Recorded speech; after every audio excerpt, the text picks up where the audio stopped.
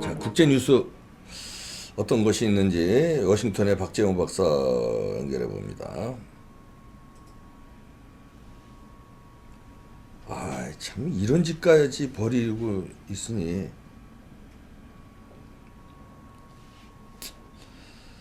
힘이 맥이 쭉쭉 빠지네요. 에휴.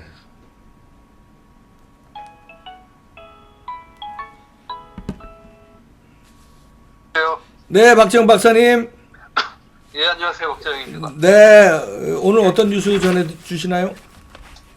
예, 지금 내셔널 인터레스트에서 네. 분석을 하는 내용인데요. 네. 최근 미국이 이란 공격해서 군부 지도자 제거하고 뭐 이런 것들을 보면서 네. 그런 기대들을 많이 나오지 않았습니까? 네. 미국이 북한을 공격해서 저렇게 할 수도 있다. 네. 김정은이 겁먹었을 거다. 네. 이제 뭐 얼마 안 남았다. 그리고 그 전부터 2017년부터 계속 그런 얘기 수없이 나왔죠. 미국이 네. 뭐 조만간 북한을 칠 거다. 네. 정말 무슨 전망한다는 분들이 오죽하면은 과연 저 얘기가 또 나온다 할 정도로 이제 미국이 북한 공격한다 뭐 이런 얘기도 정말 많이 나왔는데 네. 이게 간단한 문제가 아니다 이런 얘기들을 이제 이 내셔널 인터레스트에서 전부터 여러 번 분석을 했죠. 네. 여러 가지 복잡한 이유가 한두 가지가 아니다. 네. 근데 여기서 이번에는 조금 더 현실적으로 그 상황을 하나하나 이 시나리오 가상 시나리오처럼 분석을 해본 겁니다. 악몽이라는 표현까지 썼네요. 예, 그러니까 네. 미군이 한국군하고 같이 네. 북한을 실제로 전면전식으로 공격을 할 경우 네. 이게 간단한 문제가 아니다. 네. 굉장한 이 피해를 서로가 볼 수가 있다 이 네. 얘기인데 이제 최근에 만약에 뭐 미국이 IS 지도자 제거한 것처럼 또는 이란 공격한 거 이런 것들 여러 번 이제 중동 지역에서 작전들을 펼쳤죠. 네. 그런데 최근 미국이 이렇게 펼친 작전들하고는 이게 성격이 전혀 다르다 이 얘기입니다. 네. 왜냐 북한을 공격하는 건 미국이 북한군 자체가 그 제목에도 나와 있지만 워낙 거대한 군사 조직이기 때문에 수적으로 분명히 오히려 북한이 우세한 상황인데 네. 그리고 북한이 홈그라운드죠 한마디로 그거를 외부에서 공격해서 들어가는 게 생각같이 간단한 문제가 아니라는 겁니다. 아, 예. 이성적으로 일단 북한군이 훨씬 더 많고 우세한 아무리 재래식 무기를 갖고 있다 그래도 네. 자기들 홈그라운드에서 숫자까지 엄청 많은 북한군을 미군이 한국군하고 공격해서 할 경우 대단한 피해 여러 가지 심각한 상황이 있을 네. 수 있는데 일단 현실적인 문제를 아주 고려를 해본다면 네. 북한군은 병력의 절반 이상 네. 특히 기계화 부대, 기갑부대, 포병부대들이 전부 절반 이상이 비무장지대 근처에 위치해 있기 때문에 네. 초기에 북한을 공격을 할 때 이 휴전선을 넘는 방식의 공격은 사실 선택하기가 어렵다는 겁니다. 네. 그래서 만약 북한을 공격을 한다면 일단 해안선을 통해서 소위 수륙 양용전으로 네. 해안선에서 바다에서 육지로 상륙을 하는 주로 해병대들이 하는 네. 그런 방식을 택할 수밖에 없는데 인천 상륙 작전 가장 같은 거죠. 네. 예, 그 상륙 작전의 가장 현실적인 목표물 중 하나는 원산, 네.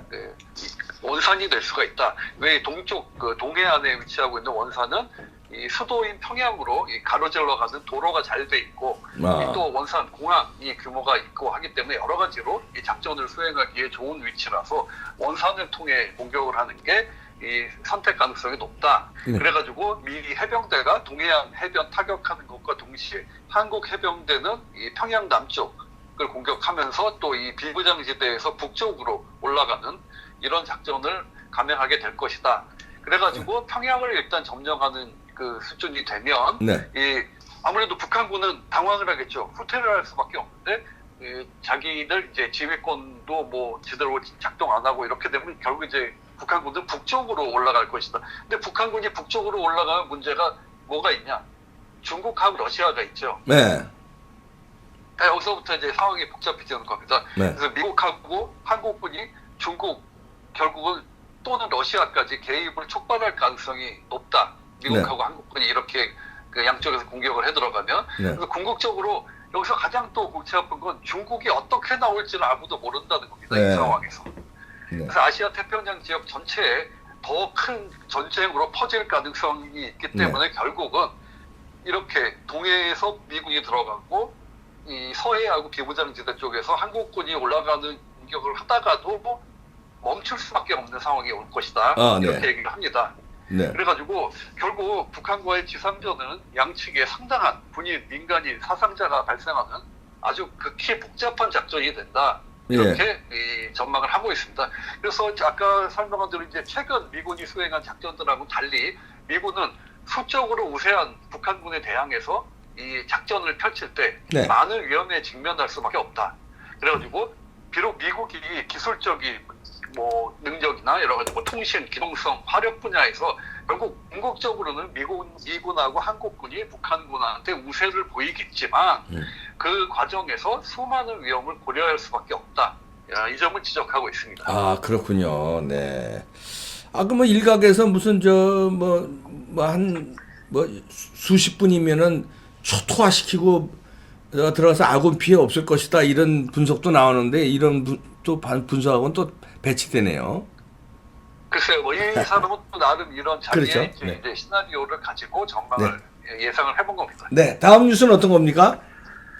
예, 아무래도 이런 식으로 현실적으로 북한을 어떻게 네. 손볼 수 있는 이런 문제가 간단치가 않은 만큼 네. 미국이 어떻게 나올지 일단 그게 문제인데 백악관이 이 북한에 대해서 대화하자 이런 시도를 다시 보냈죠. 아, 그러네요. 로버트 오브라이언 네. 백악관 국가안보보좌관이 이 인터뷰에 통해서 밝혔는데 이 자기들이 이제 북한하고 접촉해서 지난해 10월 스톡홀름 스웨덴에서 한 그 협상을 계속하기를 원한다. 이 의사를 전했다고 얘기를 합니다. 네. 다시 말해서 그러니까 북한과의 대화 재개를 지금 원하고 있다. 이걸 지금 분명히 한 건데요. 네. 이 오브라이언이 또 뭐라고 그랬냐면 김정은이 이 작년에 계속 위협을 했죠. 크리스마스 선물 어쩌고 하면서 미국한테 뭔가 자기들이 네. 날릴 것처럼. 네. 그런데 이 사람이 오브라이언이 이 북한이 그 크리스마스 선물을 아직 보내지 않았다. 이 점을 얘기하면서 이건 사실상 지금 이 멈춰있는 북한과 미국 이 협상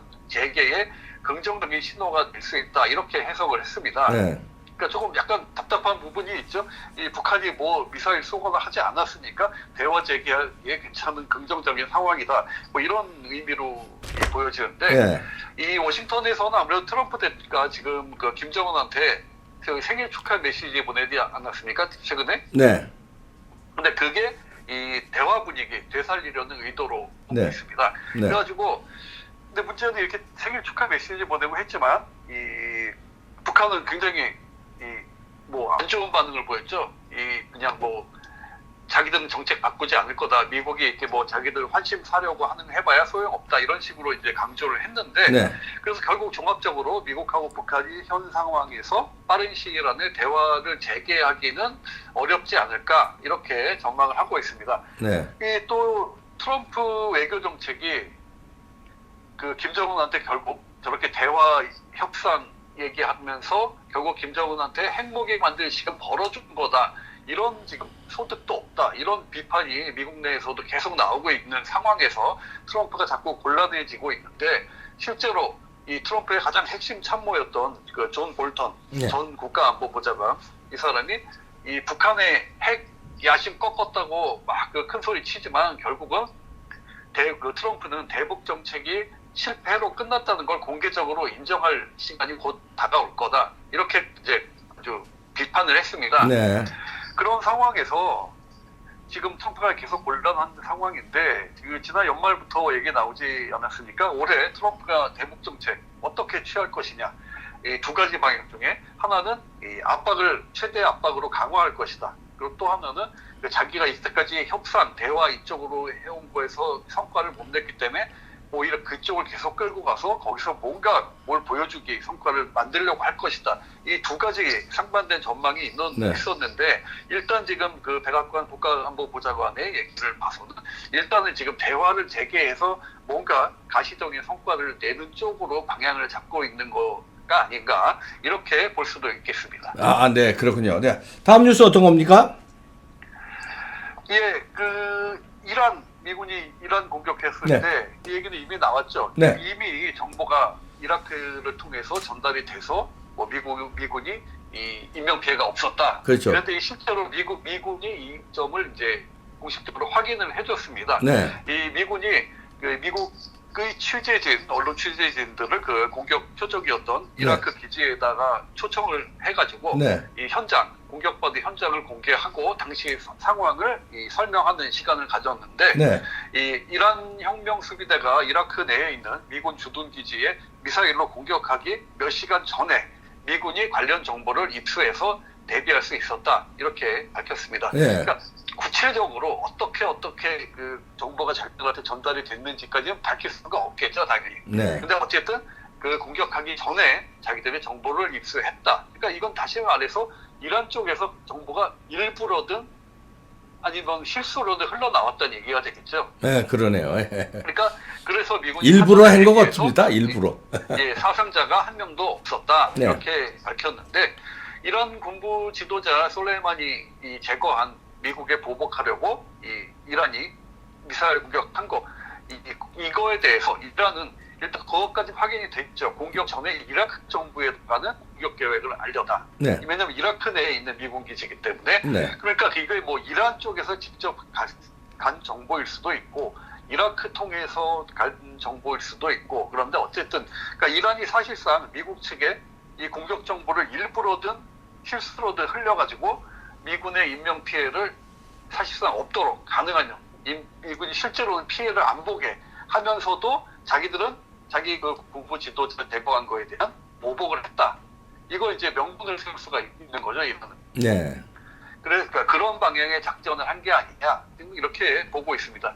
이런 지금 상황 보면 이 뭐 도대체 그 속을 알 수가 없고 정말 이게 복잡하죠. 이 말 그대로 정보 전쟁인데 네. 실제로 미사일을 쏘고 하기 전에 수많은 엄청난 이 정보 전쟁이 물밑에서 이루어지고 거기에서 이제 뭐 승패가 이미 결정됐다 할 정도인데 정보 전쟁이 이렇게 치밀하게 이루어지고 이렇게 중요한 상황에서 뉴스에서 보셨겠지만 이 한국의 청와대 안보실장이라는 사람은 미국하고 북한이 뭐 하는지도 모르고 있고 그것도 몰랐다고 그러죠. 그 생일 축하 메시지 보낸 것도 트럼프가 그러게요. 그런 것도 모르고 있고 그러면서 그 소리 들었다고 그러죠. 그 대통령하고 일본 아베 총리 만나는 자리에서 전에 그거 사진 찍어서 어디 뭐 SNS에 그 안보실장이라는 사람이 그런 거 올리고 있었죠. 네. 그거에 대해서 뭐 일본 그 관계자가 오늘 만나가지고 뭐 면박을 줬다고 그렇게 들었는데 뭐 아주 프로 사진가라고 뭐 이런 식으로 비꼬면서 망신을 당했다고 하는데